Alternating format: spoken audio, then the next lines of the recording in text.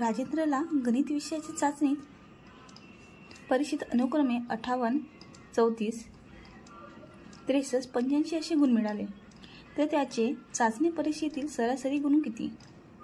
प्रश्न इथं वाचून घ्या, समजून घ्या. यात आपल्याला समजले आहे की इथे 1, 2, 3, 4 गुण दिसत आहेत आपल्याला वेगवेगळ्या गणित विषयाच्या चाचणीचे.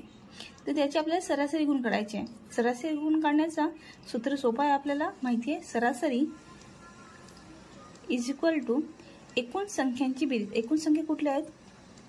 58, 34, 63, 85 ह्या सगळ्यांच्या बेरीज. आणि एकूण संख्या किती आहेत? 1, 2, 3, 4. आपले इथे बघा 58 plus 34 plus 63 plus 85 divide by 4. यांच्या सगळ्यांचं बेरीज करायचं 240 डिवाइड बाय 4 आणि हा आला आपली सरासरी. ओके.